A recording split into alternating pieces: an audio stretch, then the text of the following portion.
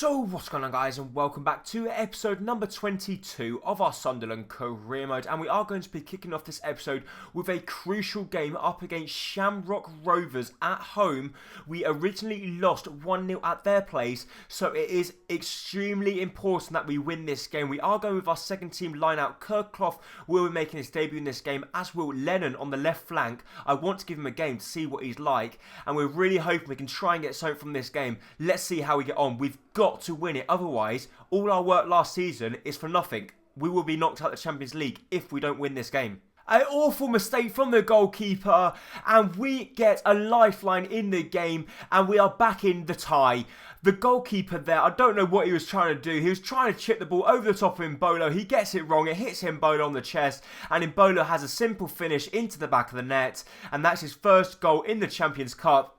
And now we just need one more goal and we will be moving through to the group stage of the Champions League. We squeeze the ball through to Duncan Watmore here. Watmore and Mbolo getting each other's way, but it doesn't matter because we've still somehow got the ball. It comes out wide to Lennon on the wing. He fakes shots, then ball rolls past his man, and Lennon's going to try and cut back inside. He's actually run out of energy, but it doesn't matter. He's still got the ball at his feet somehow. I don't know how. He cuts back inside. This could be the goal of the season if Lennon could score this. Ball rolls past his man, goes for goal, and it's a good save from the goalkeeper, denying Chris Lennon from scoring his first goal in a Sunderland shirt, and what a memorable one it would have been as well. Billy Jones squeezing the ball through to Kamano. Kamano's through on goal. And Kamano, with the speed he's got, I don't know how he's caught up there, but we still got the ball through Billy Jones. Billy Jones plays the ball through to Kamano again. Kamano this time's got another good chance, and this time he gets snuffed out the danger, but he squeezes it through to Ambrose. Ambrose takes on his man. Ambrose goes for goal. It goes up in the air. Can Mbolo win the header? No, he can't.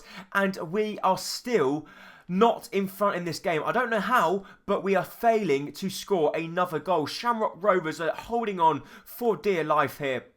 And if we do not win this game in normal time, I'm not going to be very happy. Have a gooch, plays the ball through to Matheus Pereira, who's just come on the pitch. Pereira on his left boot goes for goal. And the goalkeeper once again making a good save. But Jermaine Defoe, also that's just come on the pitch, regains the ball and then loses it again. But I think with this little bit of more pace up top now, we should be able to get the goal. We should be able to wrap up the game. We squeeze the ball through to Ambrose. Ambrose keeps the ball in play. It comes back to Mbolo. Mbolo strikes it. And the goalkeeper is having the game of his life. He pulls off a wonderful save to deny Mbolo at the near post, and we're now going into the second half of extra time. The last thing I want to do is go into penalties, because at penalties anything can happen. Jermaine Defoe squeezing the ball through to Matheus Pereira. Pereira's using his pace. Lovely skill move from him there. He cuts back inside. He cuts past one. He cuts past two. Matheus Pereira goes for goal. And that is a wonderful goal. Probably the best goal of this season. What a lovely, lovely goal from Matheus Pereira.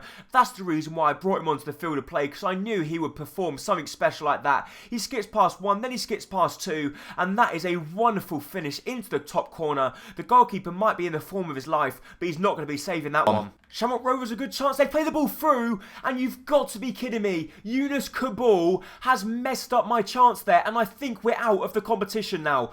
Jordan Pickford rolls the ball out. It comes to Matheus Pereira. How has Yunus Kabul missed that? It's a simple challenge for him. He's missed the chance, and it's a good finish into the back of the net, and I think now we could be out of the competition. So that is it for the end of the game. I'm not actually sure who's gone through. As you can see here, my man of the match probably does go to, well, maybe Jordan Pickford, but I think it should actually go to Matheus Pereira, as he played fantastic in that game. But what is the result? Are we through or are we out? So the board have given us 1.4 million, and we've also sold Giaccherini, so I'm not sure whether we're through to the next round of the Champions League or if we're out. I'm perplexed here. I don't know what's happening. I'm really hoping we're through, but I don't know. In theory, in real life, we would probably be out of the competition because they would have gone through on goal difference. But I'm not sure. So guys, we are in fact through to the Europa League, which is great news for us there. As you can see, actually, no we're not. We've got knocked out, haven't we? Because we would have gone into the Champions League, but because we lost that, we're in the Europa League. That is really disappointing. But anyway, we're up against Olympique Marseille, Copenhagen, Camber, and obviously us. But I think Shamrock Rovers have gone into the Champions League. So they have. Shamrock Rovers are in the same group as Juventus, Atletico Madrid, Olympique Lyon and Shamrock Rovers. So that would have been the group we would have been in, which in theory probably would have get knocked out of. But I'm very disappointed that we have lost that game to Shamrock Rovers. It's ridiculous. Kabul had to do a lot better. It's a simple clearance for him and he got it all wrong. However, we've got a transfer for now for Santiago Virgini from Derby. We'll go ahead and let him go if they do go ahead and give us 2.3 million.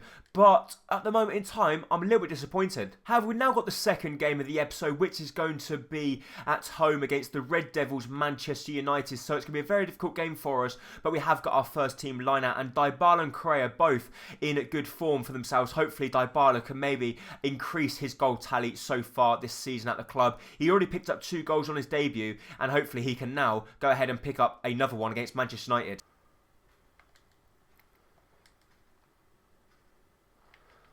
What about that? We've hit the crossbar and then it comes back to Lens. Lens goes for the acrobatics and Hugo Lloris makes the save. But we hit the crossbar twice in quick succession. Paulo Dybala hit it and then Thierry Lemans, who struck it from range, hit the underside of the crossbar as well. We come so very close to opening the scoreline and then Hugo Lloris manages to get up in the nick of time to deny Lens from having a wonderful acrobatic shot, finding the back of the net. But it just wasn't to be. But a very promising start for us. Manchester United with a lovely chance and they found the back of the net. And we have completely and utterly dominated the game. And then Manchester United get one chance and they score from it. It's a lovely run from Memphis Depay. Beats Hector Bellerin. A lovely save from Jack Butler. It comes back to Schneiderlin. And Schneiderlin has a good header into the back of the net. But we've got to be doing a lot better. We had so really good chances. And then Manchester United get one and they score from it. Typical old Manchester United. Play shit football but still manage to win games. But it doesn't matter because straight away we go ahead and equalise. And that's 3 times in the game. It's caught me off guard. We go ahead and score a absolute pearl of a goal from Angel Correa. Renato Sanchez with a fake shot, cuts back inside, plays the ball to Angel Correa. He takes on Marco Rojo.